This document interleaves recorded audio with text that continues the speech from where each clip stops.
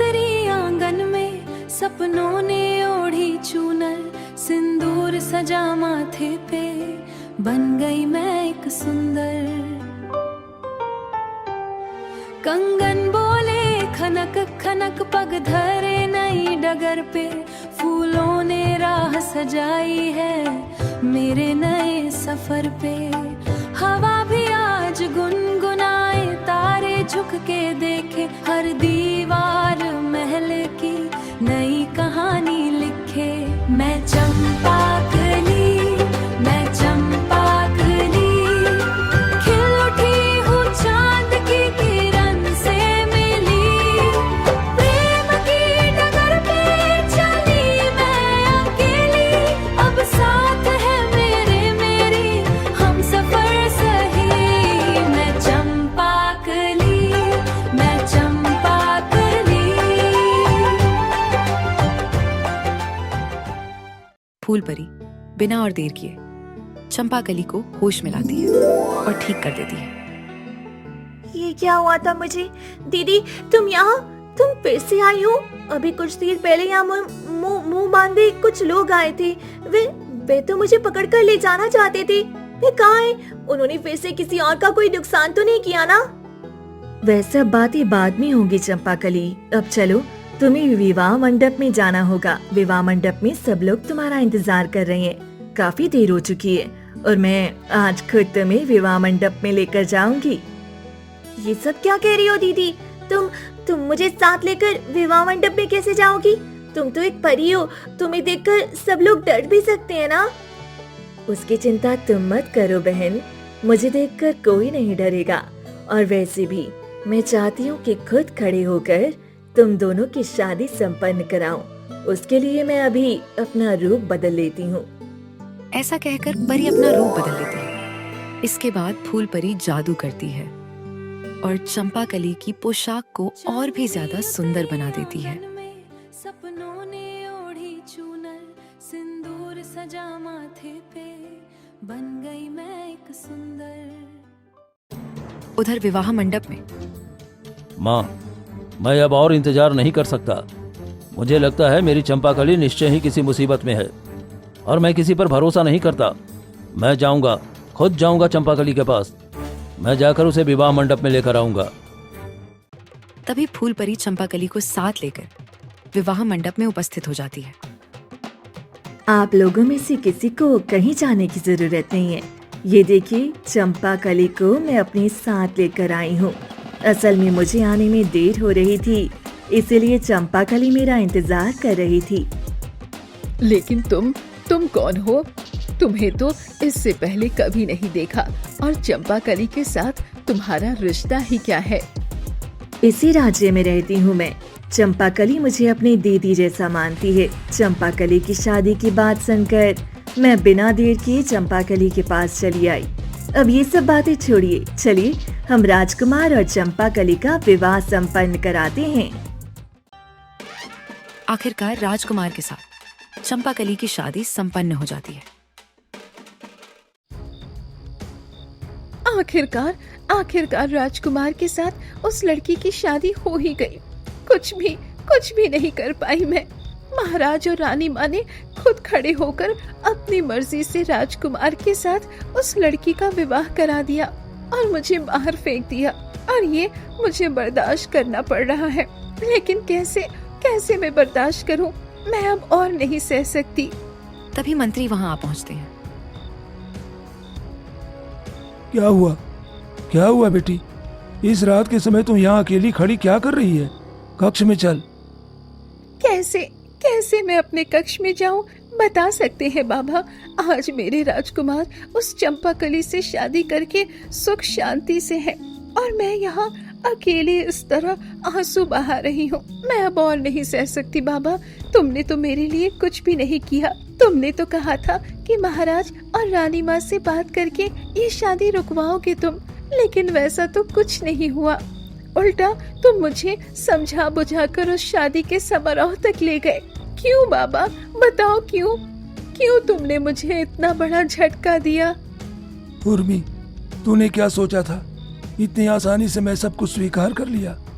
नहीं, इतनी आसानी से मैंने सब कुछ स्वीकार नहीं किया। तू थोड़ा इंतजार कर। क्यों मैंने राजकुमार और उस लड़की का विवाह होने दिया?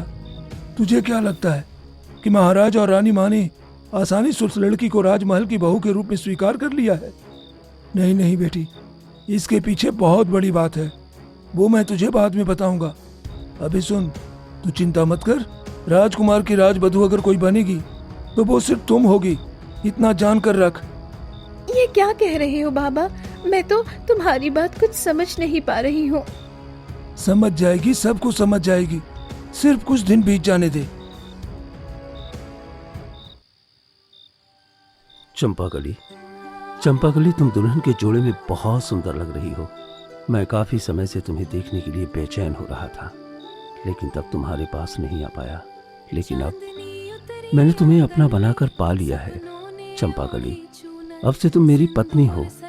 मैं जो चाहता था वही हुआ। मैं तुम्हें तुम्हारा योग्य सम्मान दे पाया हूँ। मैं धन्य हो गया जो मैंने तुम्हें अपनी जीवन संगनी के रूप में पाया है। आप मेरे जैसी एक साधारण लड़की को अपनी जीवन संगिनी के रूप में पाकर खुद को धन्य मान रहे हैं। ये मेरे लिए परम सौभाग्य है राजकुमार। लेकिन मैं भी धन्य हो गई हूँ। आपको जैसी एक अच्छे इंसान को मैं अपने पति के रूप में पाकर मुझे तो लग रहा था कि आपके साथ मेरा ये विवाह शायद कोई सपना है और एक समय वह सपना टूट ही जाएगा। इसीलिए मुझे बहुत डर लग रहा था मेरे राजकुमार। नहीं नहीं चंपाकली, वो तुम्हारा सपना नहीं था। अब समझ पा रही हो ना कि जो कुछ भी हुआ वो सच में हुआ है। तुम और मैं हमेशा इसी तरह एक साथ एक दूसरे के साथ रहेंगे। तभी अचानक वे किसी के चिल्लाने की आवाज सुनते हैं। ये क्या, अचानक इस तरह चिल्लाने की आवाज कहाँ से आ रही है? हाँ, ऐसा ही लग रहा है। माँ के कक्ष से आवाज सुनाई दे रही है, ऐसा लग रहा है। चंपाकली, तुम यही इंतजार करो, मैं अभी आता हूँ। ऐसा कहकर राजकुमार जल्दी से वहां से चला जाता है।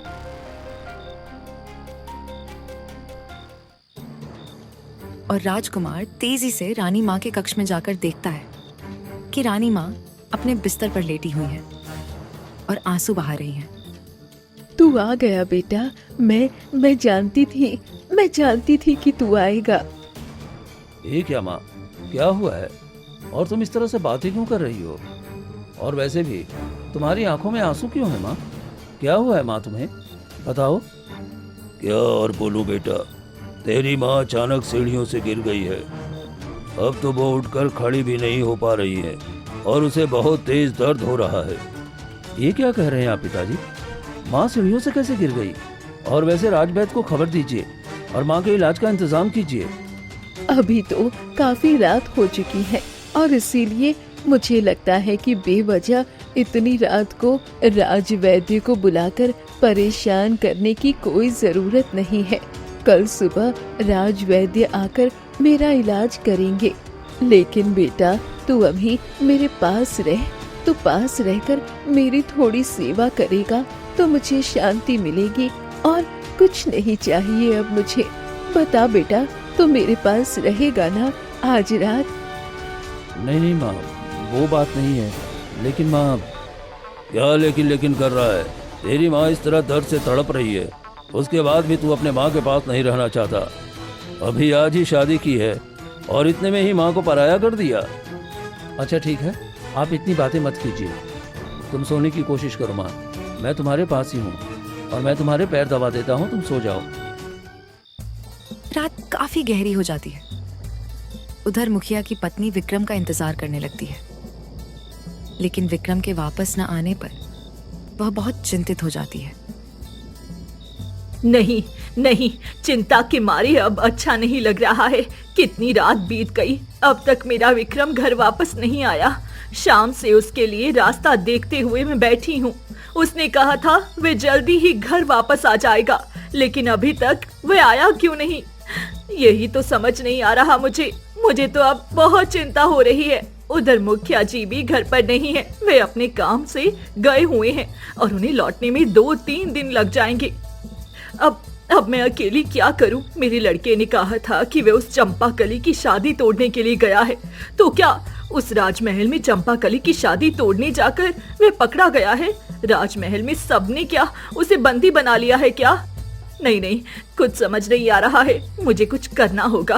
कल सुबह सुबह मैं उस राजमहल जाऊंगी और अपने विक्रम को वहां से छुड़ा कर लेकर आऊंगी। तभी काले कपड़े के मुखौटे वाले वे दोनों आदमी वहां आकर खड़े होते हैं। ये क्या? तुम लोग कौन हो? तुम लोग जो इस तरह मुंह बांध कर हमारे घर आए हो, क्या चाहिए? ओह, जरूर इस घर में डकैती करने आए हो, है ना? ये सुनकर कि मेरा बेटा या मेरे पति इस घर में नहीं है, तुरंत चले आए डकैती करने। चले जाओ, चले जाओ, कह रही हूँ ना, चले जाओ, नहीं तो। अरे नहीं, हम इस घर में चोरी या डकैती ऐसा कुछ भी नहीं करने आए हैं। हम रंगा और बंगा हैं। असल में हम आए हैं आपके बेटे विक्रम की खबर देने। हम विक्रम के साथ उस राजमहल में गए थे चंपाकली को पकड़ कर लाने के लिए, लेकिन हमने जो देखा उससे तो हम बहुत डर गए हैं। ये चंपाकली कोई साधारण लड़की नहीं है।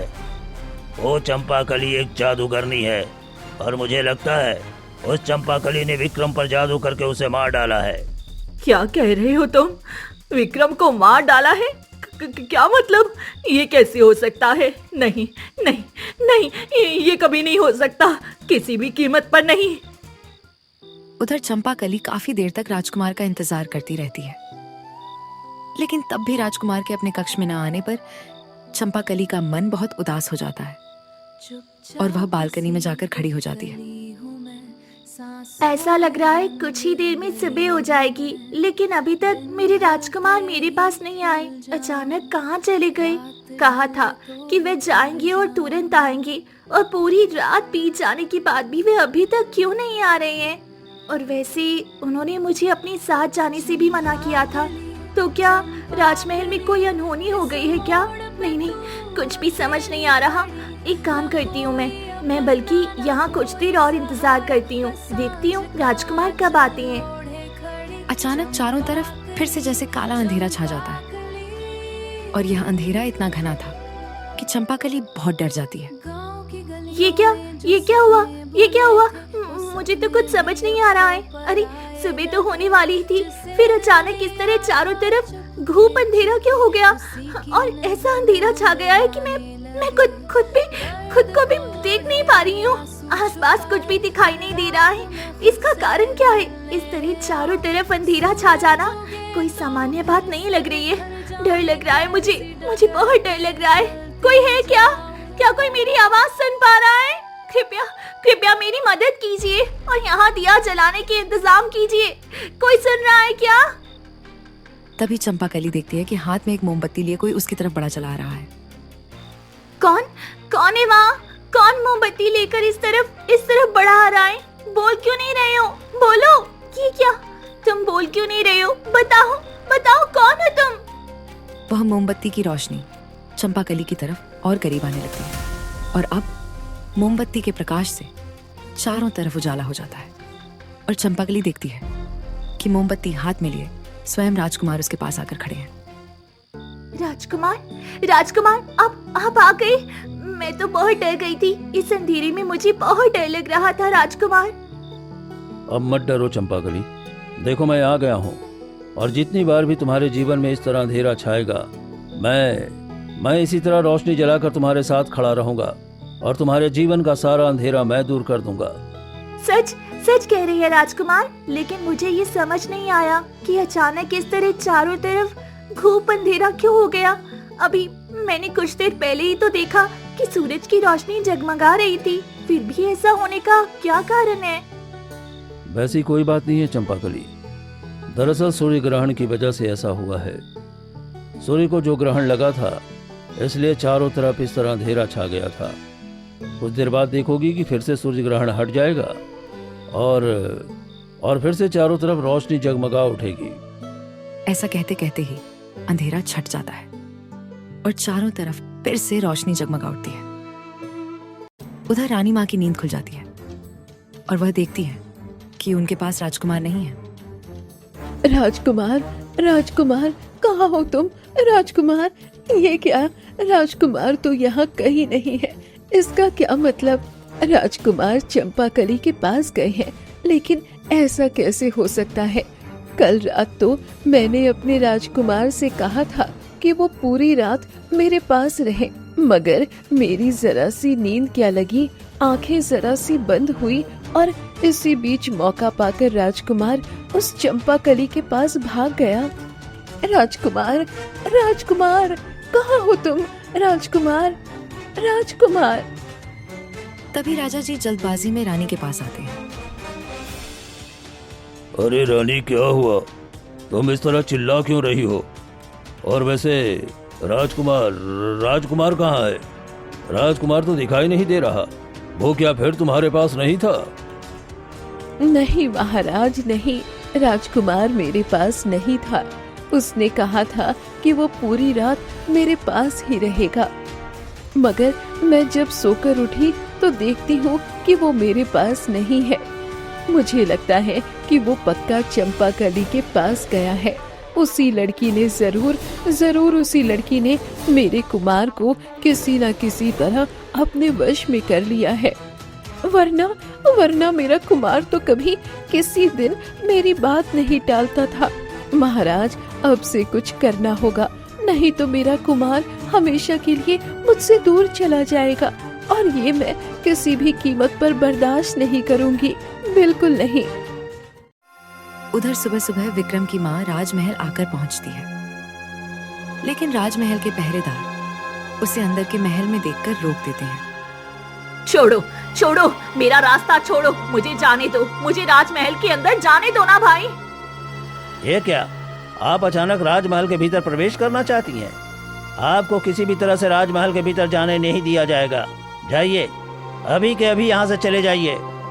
नहीं नहीं, मैं किसी हाल में भी यहाँ से कहीं नहीं जाऊंगी। मुझे एक बार रानी माँ से मिलना है। मैं बहुत बड़ी मुसीबत में पड़कर यहाँ आई हूँ।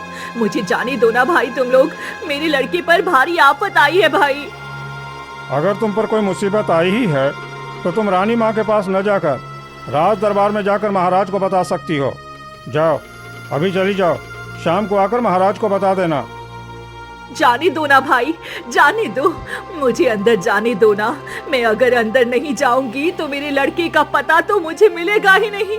और वह चंपाकली, उस चंपाकली ने मेरे लड़के को मुझसे दूर कर दिया है।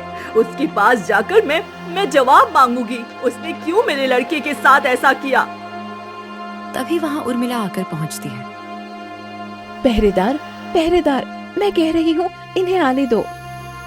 इसके बाद पहरेदार मुखिया की पत्नी का रास्ता छोड़ देते हैं। मुखिया की पत्नी जाकर उर्मिला से बात करने लगती है। उधर फूलपरी मुखिया के बेटे विक्रम को काले फूल में बदलकर जंगल के एक पेड़ पर लटका कर रखती है। तुझे तेरी सही सजा मिल गई है। आज से तुझे यहाँ इसी तरह काले फूल में बदले रहकर ही जीना होगा, और तेरे शरीर से खुशबू की बजाय बदबू निकलती रहेगी। यहाँ तक कि तेरे शरीर की बदबू इतनी तेज होगी कि इस रास्ते से कोई साधारण भला इंसान तक गुजरना नहीं चाहेगा, तेरा मुंह भी देखना नहीं चाहेगा। और यही तेरी सजा है। तूने क्या सोचा था? तू मेरी बहन का नुकसान करेगा, लेकिन मेरे जिंदा रहते मेरी बहन का नुकसान कोई कभी भी नहीं कर पाएगा। जो भी उसका बुरा करना चाहेगा, सबका हाल मैं तेरे जैसा ही कर दूंगी। ऐसा कहकर फूलपरी वहां से गायब हो जाती है। उस चंपाकली की वजह से आज मेरी ये हालत है। मुझे इस तरह बदबूदार फूल के रूप में बदल दिया उस परी ने। मैं नहीं जानता कि कब किस दिन मैं फूल से अपने असली रूप में वापस आ पाऊंगा। लेकिन अगर कभी भी एक बार के लिए भी मैं अपने असली रूप में वापस आ गया तो उस परी का इलाज मैं ठीक से करूंगा, और उसके साथ ही चंपाकली को भी हमेशा के लिए खत्म कर दूंगा। उसे कोई भी मेरे हाथों से नहीं बचा पाएगा, किसी कीमत पर नहीं। उधर एक तांत्रिक ध्यान साधना में लीन रहता है। काफी देर तक वह ध्यान लगाता है। अचानक कुछ समय बाद उसका ध्यान टूट जाता है। ये क्या? अचानक इस तरह मेरा ध्यान क्यों टूट गया? मैंने तो कुछ देर पहले अभी अपना ध्यान शुरू ही किया था, और इतनी जल्दी इस तरह मेरा ध्यान भंग क्यों हो गया? इस तरह अचानक कम समय में ध्यान का टूट जाना किसी अच्छी बात का संकेत नहीं दे रहा। क्या मैं जिस जगह बैठकर ध्यान साधना कर रहा हूँ, ये जगह मेरे लिए सही जगह नहीं है? तो क्या मैं ये जगह बदल दूँ? हाँ, मैं वही करता हूँ। मैं ये जगह बदलकर एक बार फिर से ध्यान साधना करने की कोशिश करता हूँ। आज मेरा एक विशेष व्रत है। और मेरी ध्यान साधना पूरी नहीं हुई तो मेरा वो व्रत टूट जाएगा। ऐसा कहकर वह तांत्रिक वहां से उठकर चला जाता है और वह ध्यान साधना करने के लिए दूसरी जगह ढूंढने लगता है और वह चलता रहता है। चलते चलते वह उसी जगह पहुंच जाता है जहां फूल परी ने विक्रम को काले बदबूदार फूल में बदल कर रखा था। तांत्रिक जैसे ही वहां जाता है उसकी नजर उस फूल पर पड़ती है और वह वहां रुक जाता है। उधर उर्मिला विक्रम की मां से सारी बातें सुन लेती है। मुझे लगता है कि ये महिला मेरे काम आ सकती है और मुझे ये भी लग रहा है कि इनके साथ हाथ मिलाने से उस चंपाकली को राजमहल से निकाला भी जा सकता है। और वैसे भी इस महिला की बातें सुनकर तो ये लग रहा है कि इस महिला के बेटे के साथ चंपाकली का कोई गलत रिश्ता था और यही बात रानी माँ के कानों तक पहुँचानी होगी। हाँ, अब देर नहीं करूँगी। अभी इस महिला को साथ लेकर मुझे रानी माँ के पास जाना होगा। इसके बाद उर्मिला बिना और देर किए विक्रम की मां को साथ लेकर रानी मां के कक्ष में जाती है। आओ उर्मिला, आओ। मैं जानती हूँ कि तुम हमसे नाराज हो, लेकिन यहाँ हमारे हाथ में कुछ नहीं था, इसीलिए मजबूर होकर हमने ये किया है। वो तो ठीक है, लेकिन आपने बहुत गलत काम कर दिया है रानी माँ। वो चंपाकली कोई अच्छी लड़की नहीं है। इससे पहले उसने उस मुखिया की पत्नी के लड़के को अपने जाल में फंसाया था और अब राजकुमार को जाल में फंसा लिया है। देखिए, आप लोग खुद ही सोच कर देखिए, उस चंपाकली को राजमहल में रखेंगे या बाहर निकाल देंगे। ये सब तुम क्या कह रही हो? मैं तो तुम्हारी कोई बात समझ नहीं पा रही हूँ। मुझे सब कुछ साफ साफ बताओ तो। बता रही हूँ महारानी, बता रही हूँ। मैं सब कुछ आपको साफ साफ बता रही हूँ। बता रही हूँ महारानी, बता रही हूँ। मैं सब कुछ आपको साफ साफ बता रही हूँ। इसके बाद मुखिया की पत्नी रानी माँ को चंपाकली और विक्रम के मामले को लेकर काफी सारी बुरी बुरी बातें बताने लगती है। क्या कह रही हो तुम? इतना सब कुछ हो चुका है और वैसे भी उस लड़की ने क्या जादू की शक्ति भी हासिल कर ली है। मैं जानती थी कि वो लड़की जरूर कोई जादूगरनी डायन है, वरना वो मेरे इतने समझदार लड़के को इतनी जल्दी अपने वश में कैसे कर सकती है। मेरे लड़के को उस डायन के चंगुल से चाहे जैसे भी हो बचाना ही होगा। उधर चंपाकली और राजकुमार बालकनी में दोनों मन ही मन आनंद में समय बिताने लगते हैं। बहुत हो गया यहाँ समय बिताना। अब चलिए राजकुमार, पूरी रात तो हम दोनों जागे थे और वैसे भी आपको तो नींद भी नहीं आई है। अब अगर आप थोड़ा सो लेंगे तो अच्छा होगा, नहीं तो आपकी तबीयत खराब हो जाएगी। और वैसे भी अब माँ की अवस्था क्या है? क्या माँ की तबीयत ठीक है? नहीं जानता। माँ पूरी रात पैर के दर्द से तड़प रही थी। मैं तो पूरी रात माँ के पास ही था। अचानक देखा कि माँ सो गई है और इसलिए मैं तुम्हारे पास आया था। लेकिन अचानक तुम्हारी चीख सुनकर मैं कक्ष में न जाकर बालकनी में चला गया। और वैसे भी अभी रात बैद आकर माँ का इलाज शुरू करेंगे। ठीक है राजकुमार, आप बल्कि कक्ष में जाकर विश्राम कीजिए। मैं माँ के पास जाती हूँ और माँ की सेवा करती हूँ। तभी एक पहरेदार वहां आकर हाजिर होता है। राजकुमार, महाराज ने आपको तुरंत कक्ष में बुलाया है। रानी माँ की तबीयत कुछ ज्यादा ही खराब है। क्या कह रहे हो? माँ की तबीयत और बिगड़ गई है? मैं अभी माँ के कक्ष में जा रहा हूँ। चंपाकली, चलो मेरे साथ। क्षमा कीजिएगा राजकुमार, केवल आपको अकेले ही जाना होगा। ठीक है चंपाकली, तुम कक्ष में जाकर विश्राम करो। मैं आता हूँ थोड़ी देर में। राजकुमार चला जाता है। उधर वह तांत्रिक उस काले रंग के फूल को देखकर बिल्कुल हैरान रह जाता है। ये काला फूल यहाँ कैसे आया? मैं तो इस जंगल में यहाँ वहाँ ध्यान साधना करता हूँ, लेकिन इससे पहले तो कभी ये काले रंग का फूल मेरी आंखों के सामने नहीं पड़ा। और वैसे भी इस फूल से बहुत दुर्गंध आ रही है। इसका मतलब क्या है?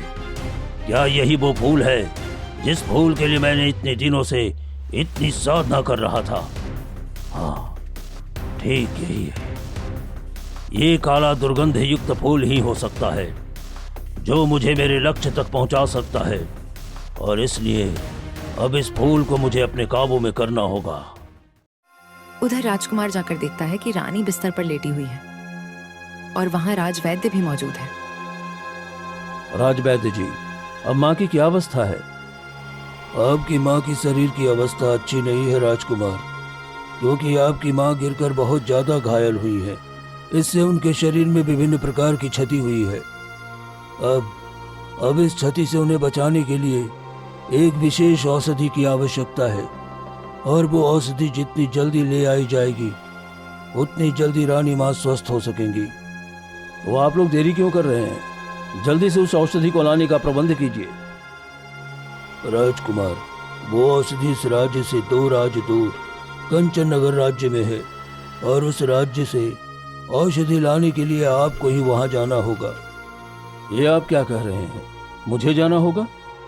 क्यों बेटा, तू नहीं जाएगा क्या? क्या तू नहीं चाहता कि मैं जल्दी स्वस्थ हो जाऊं?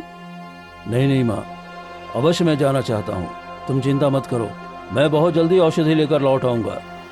राजकुमार, राजघोड़ा तैयार है, और एक पल की भी देरी मत करो, तुम अभी निकल पड़ो। लेकिन पिताजी, मैं अपनी चंपाकली से विदा लेकर आता हूँ। नहीं नहीं कुमार, अब समय नहीं है, तुम जाओ। औषधि लेकर तुम कल तक ही लौट सकोगे, इसलिए कह रहा हूँ देरी किए बिना अभी रवाना हो जाओ। राजकुमार महाराज की बात सुनकर चंपाकली से विदा लिए बिना ही कंचन नगर राज्य की ओर रवाना हो जाता है। उधर फूलपरी समझ जाती है कि विक्रम के उस काले फूल को कोई अशुद्ध शक्ति का उपयोग करने के उद्देश्य से हासिल करना चाहता है। ये तो बहुत बुरा हुआ। उस तांत्रिक ने तो फूल का पता लगा लिया है, और वह काला फूल तो एक बुरे इंसान का है, और इस फूल से तांत्रिक बहुत कुछ बुरा कर सकता है।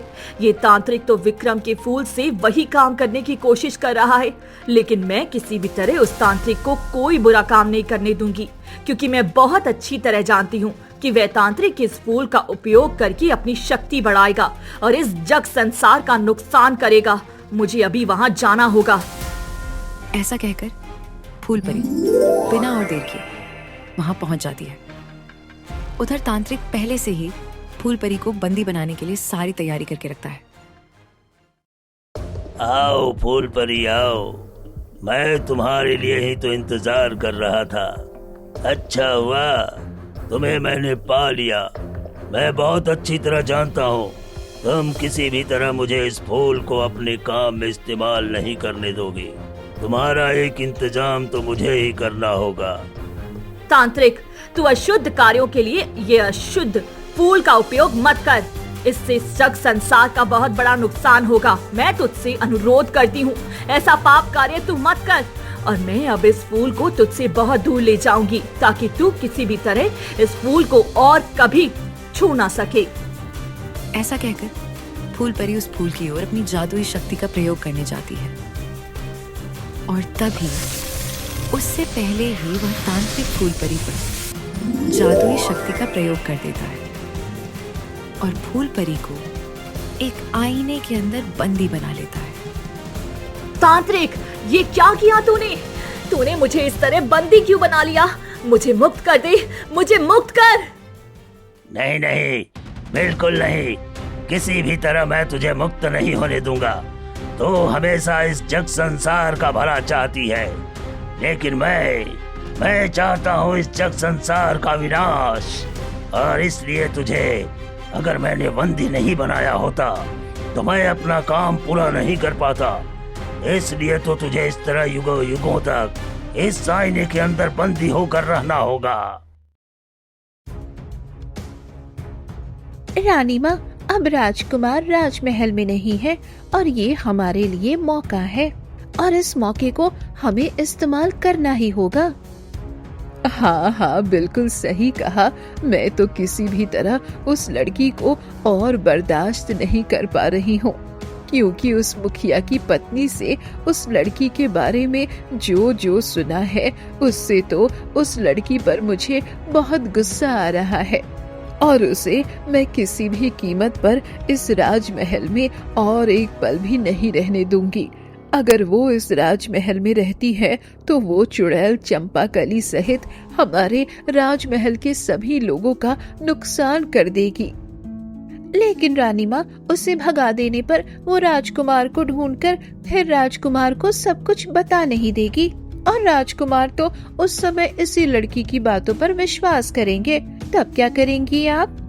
उस लड़की को मैं ऐसी जगह भेजूंगी कि राजकुमार चाहे भी तो कभी किसी भी दिन किसी भी तरह उस लड़की को ढूंढ नहीं पाएगा। उसे मैं बहुत दूर के जंगल में भेज दूंगी, जिस जंगल में कोई मनुष्य नहीं रहता और जंगल से कोई कभी लौट भी नहीं सकता। और जंगल में भेजने पर उस जंगल के हिंसक जीव जानवर उसे जीवित खा जाएंगे और राजकुमार को मैं किसी न किसी तरह संभाल लूंगी।